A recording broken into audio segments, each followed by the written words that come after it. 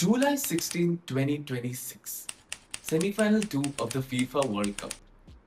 55 മിനിറ്റിൽ against run of play goal അടിച്ചുകൊണ്ട് Gordon surprisingly puts England ahead in the time. Regulation ടൈമിൽ 5 minute ബാക്കി നിൽക്കെ Argentina are on the verge of getting knocked out of the World Cup. But more importantly 60 വർഷത്തിന്റെ കാത്തിരിപ്പിന് ശേഷം ഇംഗ്ലണ്ടിനെയും ആ world cup ഫൈനലിൽ സ്പോട്ടിനെയും separate ചെയ്യുന്നത് ഏതാനും മിനിറ്റുകൾ മാത്രമായിരുന്നു. But with England in a high stakes game we all seem to know how the story always ends. ആദ്യം തന്നെ കുറച്ച് മെസ്സി മാജിക് ആണ്. He finds Enzo Fernandez on the edge of the box with acres of space in front of him. Enzo Fernandez ഒരു long range അങ്ങ് unleash ചെയ്യുവാണ്. ആരും on time എൻസോനെ contain ചെയ്യുന്നില്ല and the shot comfortably beats Pickford. 1-1 Argentina are level in terms. Welcome back to the game. Honestly കളി കണ്ട ആർക്കും തന്നെ ആ ഗോൾ ഒരു സർപ്രൈസ് ആയിട്ട് വന്നിട്ടുണ്ടാവില്ല. Because England kept on inviting pressure for the last 30 minutes. They were sitting back. They were not creating anything. It was only a question of when they were about to concede. But what surprised me is that before even they could think of responding, Messi വീണ്ടും ഒരു ball back post ഇട്ട് Lautaro Martinez boom header 2-1 Argentina are through to the finals. And കളി കഴിഞ്ഞപ്പം എല്ലാവരും മാനേജറിനെ അപ്രോച്ചിനെ ചോദ്യം ചെയ്യാൻ തുടങ്ങി. How his changes affected the game negatively for England, and rightfully so. But I really think there's more to this than just Thomas Tuchel's approach for the game, and we are here to talk about it. For starters, കഴിഞ്ഞ ഒരു 10 വർഷത്തിൽ ഇംഗ്ലണ്ടിന്റെ eliminations നമ്മുടെ major tournaments എന്ന് പരിശോധിക്കുകയാണെങ്കിൽ yearly familiar ആയിട്ടൊരു pattern നമുക്ക് കാണാൻ സാധിക്കും. അതായത് ഈ പറയുന്ന കളികൾ ഒന്നും തന്നെ ഇനീഷ്യലി ഒപ്പണന്റ് ഇംഗ്ലണ്ടിനെ ഡോമിനേറ്റ് ചെയ്യുന്നില്ല. In fact the first half would either be very evenly matched, അല്ലെങ്കിൽ even better England would have taken the lead and given themselves the advantage. പക്ഷെ മാജിക്കലി 70-75 മിനിറ്റ് മാർക്ക് ആകുമ്പോഴത്തേക്കും സ്വിച്ച് ഇട്ട പോലെയാണ് ഇവരെ കൺട്രോൾ കൺസീഡ് ചെയ്യുന്നത്. ആ ടൂർണമെന്റിൽ അതുവരെ കളിച്ചുകൊണ്ടിരുന്ന ബ്യൂട്ടിഫുൾ ബ്രാൻഡ് ഓഫ് ഫുട്ബോൾ കാറ്റി പറത്തിയിട്ട് they try to see the game out. അതായത് instead of trying to control the game they try to survive it. And that for me is what sets England apart from the other bigger teams. Because what do you mean കഴിഞ്ഞ 60 വർഷത്തിൽ ഇത്രയും resources ഉണ്ടായിട്ടും ഇത്രയും പ്ലെയേഴ്സും മാനേജേഴ്സും സിസ്റ്റംസും മാറ്റി നോക്കിയിട്ടും നിങ്ങൾക്ക് ഒരു trophy പോലും ജയിക്കാൻ സാധിച്ചിട്ടില്ല. In fact I'm someone who genuinely believes ഇംഗ്ലണ്ടിന്റെ ഏറ്റവും വലിയ rival is not Spain, Germany or France. ഇംഗ്ലണ്ടിന്റെ ഏറ്റവും വലിയ rival is the version of England that shows up when the stakes become unbearable. Iceland in 2016, Croatia in 2018, 2020 യൂറോസിന്റെ final against Italy and then ഇപ്പം semi final against Argentina. ഈ പറഞ്ഞ 4 കളികളിലും ഇംഗ്ലണ്ടിനാണ് actually ആദ്യം lead കിട്ടുന്നത്. പക്ഷെ they can't see the game off. In fact top 10 ടീംസിനെതിരെയുള്ളവരുടെ knockouts പരിശോധിച്ചു കഴിഞ്ഞാൽ, അതായത് 2020 യൂറോസ് അഗേൻസ്റ്റ് ഇറ്റലി 38% പൊസഷൻ, സ്പെയിനെതിരെ 2024 യൂറോസ് ഫൈനലിൽ 37% പൊസഷൻ, ആൻഡ് ദെൻ ഇപ്പം അർജന്റീനയ്ക്കെതിരെ 36% പൊസഷൻ നമ്മൾ കണ്ടതാണ്. അർജന്റീനയ്ക്കെതിരെയുള്ള ഗെയിമിനെ കുറിച്ച് സ്പെസിഫിക്കലി സംസാരിക്കുമ്പോൾ എടുത്തു പറയേണ്ട ഒരു കാര്യം, സെക്കൻഡ് ഹാഫ് ഹൈഡ്രേഷൻ ബ്രേക്ക്, അതായത് ആ ഒരു 70 മിനിറ്റ് കഴിഞ്ഞിട്ടുള്ള 25 മിനിറ്റ്, 95 മിനിറ്റ് വരെ കളി ഉണ്ടായിരുന്നു. ആ 25 മിനിറ്റിൽ ഇംഗ്ലണ്ടിന്റെ പൊസിഷൻ ആർക്കെങ്കിലും ഗസ് ചെയ്യാൻ പറ്റുമോ? ഇംഗ്ലണ്ടിന്റെ position 7.5% position against Argentina in the semi final of world cup in the last 25 minutes. 7.5%. അതിനകത്ത് ഇവർ അറ്റംപ്റ്റ് ചെയ്ത പാസുകളുടെ എണ്ണം 11 പാസസ് ആണ് അവർ അറ്റംപ്റ്റ് ചെയ്തത്. ആ അറ്റംപ്റ്റ് ചെയ്ത 11ലും സക്സസ്ഫുൾ ആയത് 4 pass. I'll do you one better. ഈ 4 പാസസിൽ 2 ജോർഡൻ പിക്ഫോർഡും ജോൺ സ്റ്റോൺസും തമ്മിലുള്ള എക്സ്ചേഞ്ച് ആണ് ഇമ്മീഡിയറ്റ്ലി ആഫ്റ്റർ എ റീസ്റ്റാർട്ട്. അപ്പം ഇൻ ഇഫക്റ്റ് ലാസ്റ്റ് 25 മിനിറ്റിൽ ഇവർക്ക് ആകെ കൂടി സ്ട്രിങ് ചെയ്യാൻ പറ്റിയത് 2 പാസസ് ആണ്. Now what does this tell you about controlling the game? ഇംഗ്ലണ്ടിന് ആ ഒരു DNA ഇല്ല എന്നാണ് തോമസ് ടൂക്കൽ പറയുന്നത്. ബട്ട് അതിലേക്ക് നമുക്ക് വരാം. 66ന്റെ വേൾഡ് കപ്പ് ട്രയംഫിന് ശേഷം പിന്നെ അങ്ങോട്ടുള്ള ഇംഗ്ലണ്ടിന്റെ വേൾഡ് കപ്പ് ക്യാമ്പയിൻസ് അത്രയും റിമാർക്കബിൾ ആണെന്ന് നമുക്ക് പറയാൻ പറ്റില്ല. 70ൽ അവരെ ക്വാർട്ടർ ഫൈനലിൽ ഫിനിഷ് ചെയ്തു. അത് കഴിഞ്ഞിട്ടുള്ള 2 വേൾഡ് കപ്പിൽ അവർ ക്വാളിഫൈ പോലും ആയിട്ടില്ല.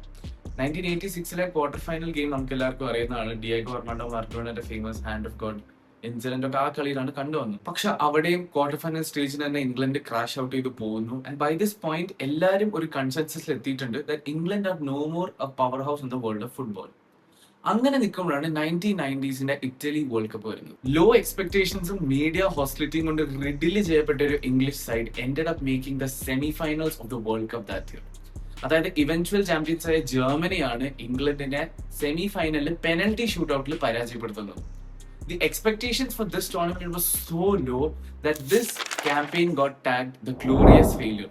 പക്ഷേ ഈ ഒരു വേൾഡ് കപ്പ് ക്യാമ്പയിന് ശേഷം അവരുടെ manager Bobby Robson actually leaves for PSV Eindhoven and അപ്ലൈനിൽ ഉണ്ടായിരുന്ന ഒരു England team actually goes down a really tragic slump.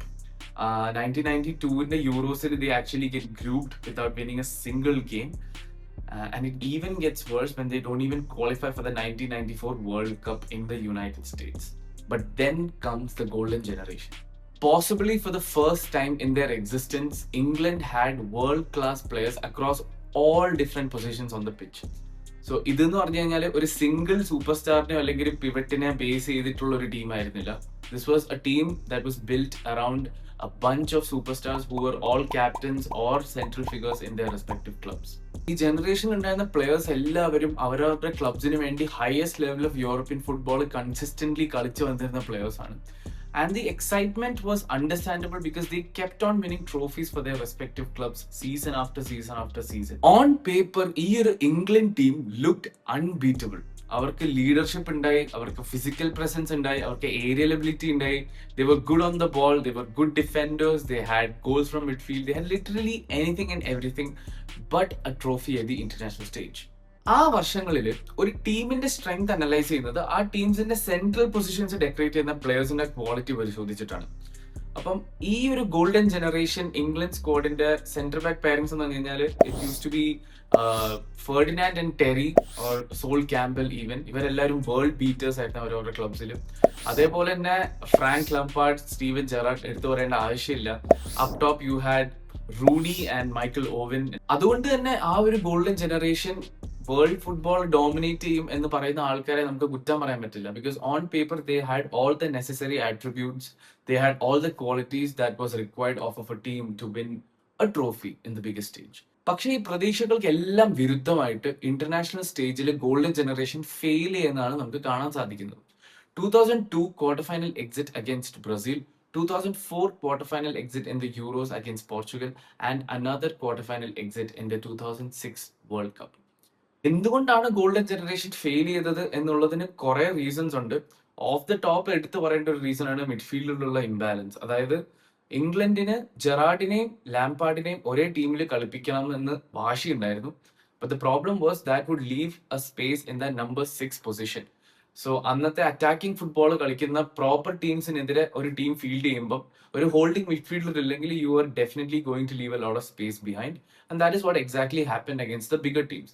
ചെറിയ ടീംസിനെതിരെ ഇവരുടെ individual quality was good enough to get them over the line. പക്ഷെ against a Portugal or against a Brazil they would be vulnerable back at the defence. പിന്നെ പറയേണ്ട ഒരു കാര്യമാണ് that England selected the best names and not the system. അതായത് ഞാൻ പറഞ്ഞതുപോലെ തന്നെ ഇത്രയും അധികം വേൾഡ് ബീറ്റേഴ്സ് അവരുടെ ഡിസ്പോസൽ ഉള്ളപ്പം it's very difficult to look past those names. For example players like Paul Scholes, David Beckham had to compete with the likes of Lampard and Gerrard in that midfield. In fact Paul സ്കോൾസിനെ left വിങ്ങിലാണ് കളിപ്പിച്ചിരുന്നത്. And because of frustration പുള്ളിക്കാരൻ 2004 international ഫുട്ബോളിൽ നിന്ന് retire ചെയ്യുകയാണ്. ഈ ഒരു conflicting പ്രൊഫൈൽസിന്റെ ഒരു സിറ്റുവേഷൻ കാരണം അവിടെ ലിമിറ്റഡ് മിഡ്ഫീൽഡ് കൺട്രോൾ ആണ് ഇംഗ്ലണ്ടിന് ഒബ്റ്റെയിൻ ചെയ്യാൻ പറ്റുന്ന അഗൈൻസ്റ്റ് ദ ബിഗർ ടീംസ്. അവർ കൂടുതലും ലോങ് ബോൾസും ക്രോസസിലും ഒക്കെയാണ് റിലൈ ചെയ്യാൻ നോക്കുന്നത്. And that is not sustainable in a big tournament where you trying to win trophies. പിന്നെ നമുക്ക് ഒരിക്കലും ഒഴിച്ചുകൂടാൻ പറ്റാത്തൊരു കാര്യമാണ് the competitive nature of the Premier League. So അവരവരുടെ ഡൊമസ്റ്റിക് റൈവലറീസ് എല്ലാം നാഷണൽ ടീമിന്റെ ക്യാമ്പിലോട്ട് കൊണ്ടുവരികയാണ്. ഒരു ഇന്റർവ്യൂവിൽ റിയോ ഫെർണാൻഡ് പറയുന്നുണ്ട് that he was scared to show his strength or his weakness to his national teammates because they would use it against him in the Premier League season back home. അപ്പം അതൊക്കെ കാരണം തന്നെ ആ ഒരു യൂണിറ്റിയും ആ ഒരു sense of ടുഗദർനെസ്സും national ടീമിന് ഒരിക്കലും കണ്ടുവന്നിട്ടില്ല. ആ സമയത്തുള്ള ബാക്കി നാഷണൽ ടീംസിനെ വെച്ച് നോക്കുമ്പം ഈ ഒരു ടീം വളരെയധികം ഡിവൈഡഡ് ആയിരുന്നു. And to top it all off the unrealistic expectations set by English media like always did not help. ഏതൊരു ടൂർണമെന്റിന് പോകുന്നതിന് മുന്നോടിയായിട്ടും അവര് ആ ഒരു ടീമിനെ പൊട്ടൻഷ്യൽ ചാമ്പ്യൻസ് ആയിട്ട് ഇങ്ങനെ പ്രസന്റ് ചെയ്യുമായിരുന്നു. Players were treated as heroes if they won and they were blamed heavily. They were scrutinised heavily after losses. അതും പ്ലേയേഴ്സിന്റെ മെന്റൽ സ്റ്റേറ്റിന് ഒരു ടോൾ ആക്കിയിട്ടുണ്ട് എന്ന് റിയോ ഫെർണാൻഡ് ഒരു ഇന്റർവ്യൂവിൽ പറഞ്ഞിട്ടുണ്ട്. I think as observers of the game golden ജനറേഷന്റെ ഫെയിൽ സ്റ്റോറി നമ്മളെ കുറെ കാര്യങ്ങൾ പഠിപ്പിച്ചു. അതായത് അന്ന് പഠിച്ച കുറെ കാര്യങ്ങൾ ഇന്നും റെലവെന്റ് ആണെന്ന് ചില സ്പാനിഷ് ക്ലബ്സ് നമ്മളെ വീണ്ടും വീണ്ടും വീണ്ടും വീണ്ടും ഓർമ്മിപ്പിക്കുകയാണ്. അങ്ങനെ സ്റ്റഡി ഡിക്ലൈനിൽ ഉണ്ടായിരുന്ന ഗോൾഡൻ ജനറേഷന്റെ കോഫിനിൽ അവസാനത്തെ നെയിലടിക്കുന്ന ജർമ്മനിയാണ് in the 2010 world cup. Round of 16 they eliminate England 4-1 in Bloemfontein, and a lot of those golden generation players call it quits after that tournament. അങ്ങനെ ഇംഗ്ലണ്ടിന്റെ ഒരു പുതിയ ചാപ്റ്റർ അവിടെ തുറക്കുകയാണ്.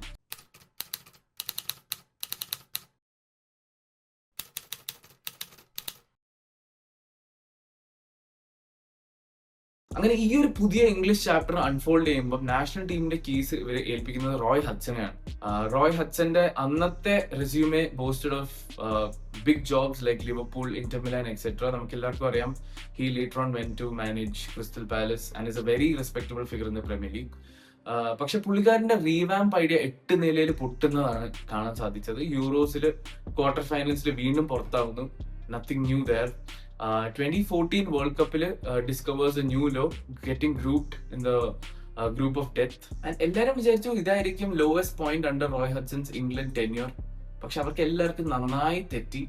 2016 യൂറോസിൽ ഐസ്ലൻഡ് ആണ് ഇംഗ്ലണ്ടിനെ പ്രീ ക്വാർട്ടേഴ്സിൽ നോക്ക് ഔട്ട് ചെയ്യുന്നത്. അതോടെ ഹഡ്സന്റെ കാര്യത്തിലും തീരുമാനമായി, ഇംഗ്ലണ്ട് നാഷണൽ ടീമിന്റെ കാര്യത്തിലും ഒരു തീരുമാനമായി. Daily Telegraph called it the most humiliating night in international football that surpassed England's defeats to USA in the 1950. ഇതിനുശേഷം വലിയൊരു മീഡിയ ഓവർഹോൾ സംഭവിക്കുകയാണ്. കുറെ ഫോമർ പ്ലേയേഴ്സും പണ്ഡിറ്റ്സും എല്ലാം ഓപ്പൺലി ഇംഗ്ലീഷ് എഫ്എനെ ക്രിട്ടിസൈസ് ചെയ്യാൻ തുടങ്ങി. അവരുടെ മാനേജറിയൽ അപ്പോയിന്റ്മെന്റ്സിനെ ചോദ്യം ചെയ്യാൻ തുടങ്ങി. On the millions that was spent on those appointments as well.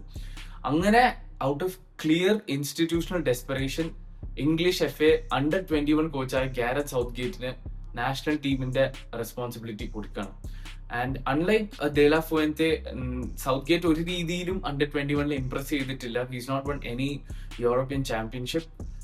പക്ഷേ വേറെ നിവർത്തി ഇല്ലായിരുന്നു English FA at that point, because they did not want to take a risk with another foreign appointment. What worked in his favor though was the fact that loyal English supporters were done. They were exhausted with the national team at that point. 2016 ഐസ്ലൻഡും അതേപോലെ തന്നെ Sam അലഡൈസിന്റെ ആ ഒരു daily telegraph scandal ഒക്കെ കഴിഞ്ഞപ്പോഴത്തേനും they were desperate for someone who was decently competent and offered some sort of stability. Southgate he knew the younger players, he understood FA's development system, and it was more than likely that he was not going to create another scandal. അതുകൊണ്ട് തന്നെ the initial reception was he might not be very inspiring, but at least hey, he is sensible. And then came the 2018 FIFA World Cup that would go on to change everything. റഷ്യയിലോട്ട് England unusually low expectations വെച്ചിട്ടാണ് ഇത്തവണ travel ചെയ്തത്. Media was very careful to not portray them as potential champions or whatever. കാരണം not everyone was on board with a lot of selection. Relatively നോക്കിയാൽ കുറച്ചുകൂടി younger ആയിട്ടൊരു സ്ക്വാഡിനായിരുന്നു ഈ manager prefer ചെയ്തത്. Jordan Pickford, John Stones, Harry മഗ്വയറിനെ പോലുള്ള കുറച്ചുകൂടി ബോൾ പ്ലേയിങ് ഓപ്ഷൻസിനെ ടീമിലൂടെ ഇൻട്രൊഡ്യൂസ് ചെയ്തു for the first time. And it worked wonders in this tournament. അവരുടെ വേൾഡ് കപ്പ് ഹിസ്റ്ററിയിലെ തന്നെ first ever penalty shootout England ജയിക്കുന്നത് ഈ ടൂർണമെന്റിലാണ്. റൗണ്ട് ഓഫ് 16 കൊളംബിയനെ പെനൽറ്റി ഷൂട്ടൗട്ടിൽ നോക്ക് ഔട്ട് ചെയ്യുന്നു.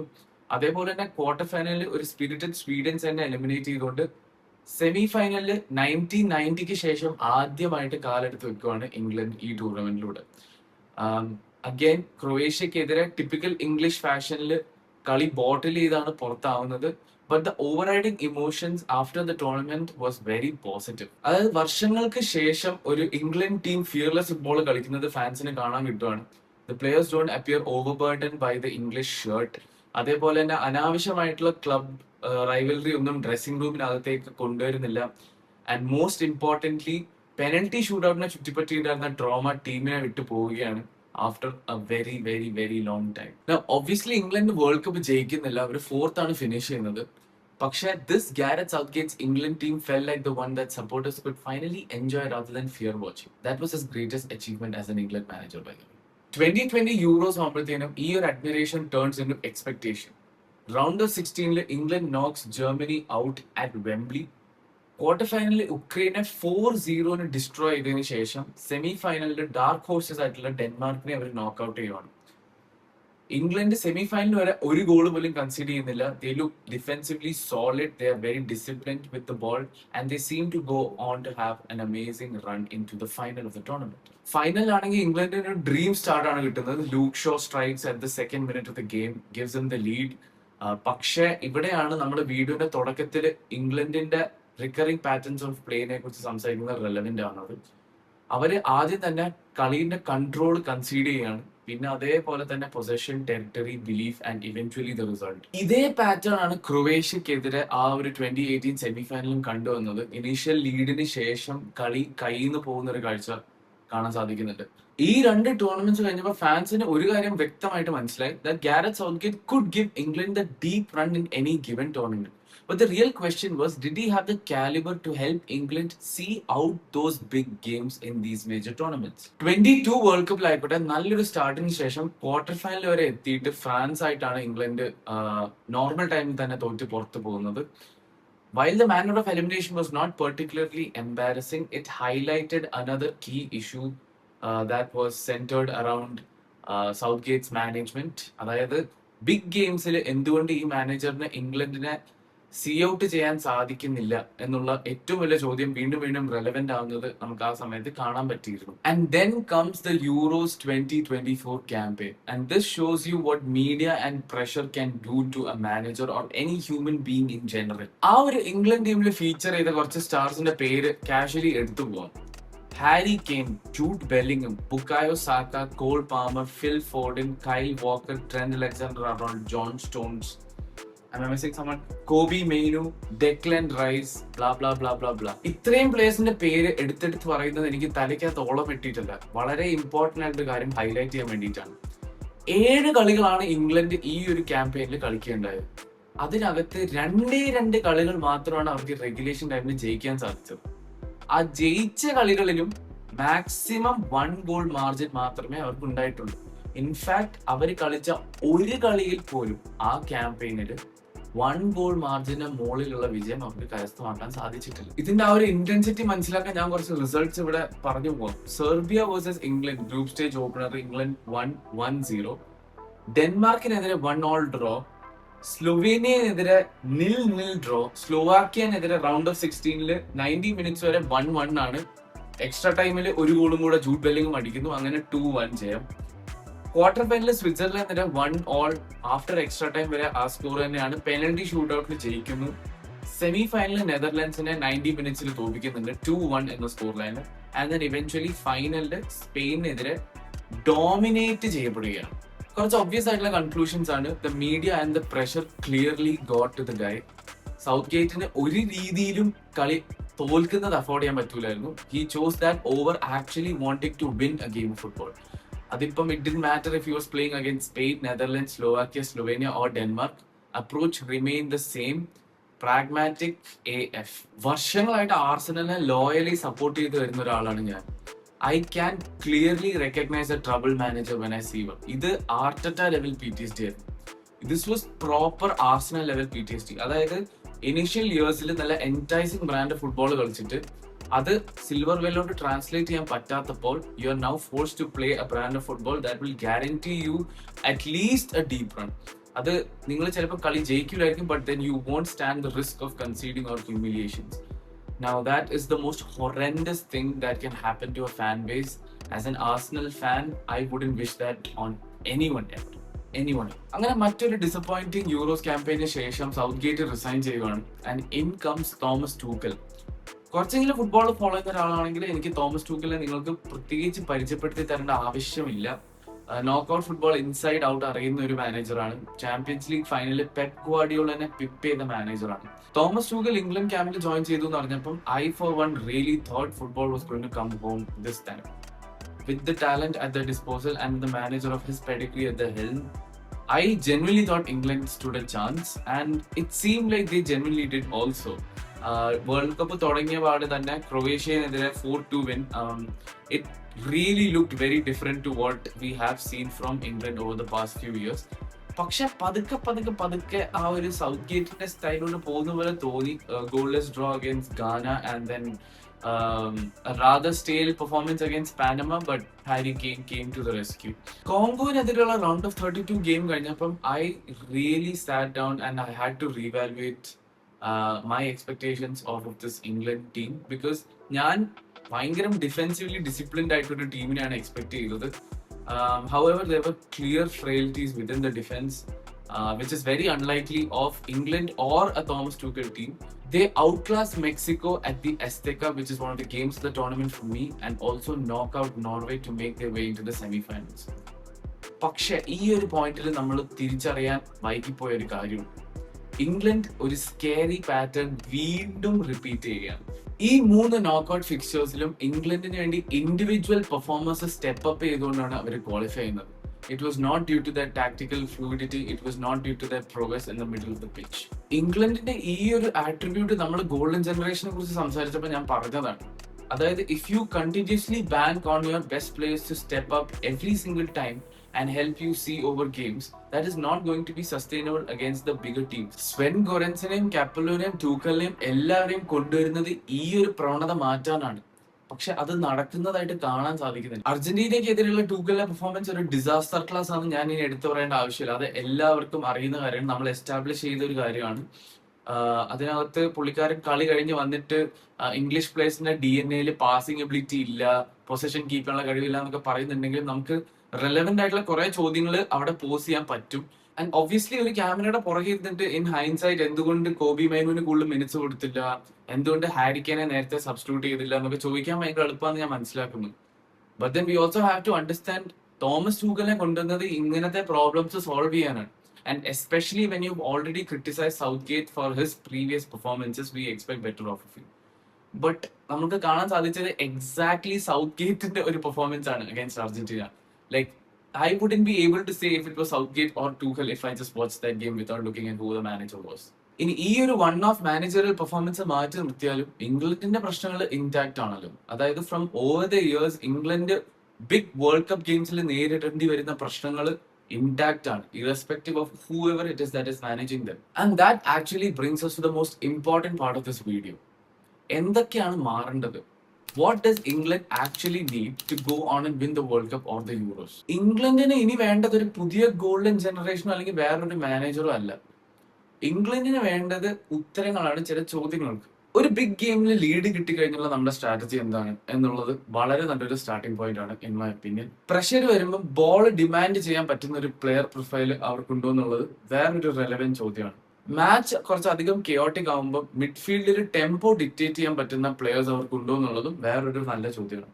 ഞാൻ നിങ്ങൾ മനസ്സിലാക്കേണ്ട ഒരു കാര്യമാണ്, tournament football is very unpredictable. One deflection, one miss, one bad substitution will change history forever. But maybe England doesn't have a talent problem or even a managerial problem. Maybe England has spent 60 years trying to find the next golden generation when what it really needed was an identity. And until that changes, I'm genuinely afraid if every new generation might become the next one that almost made history.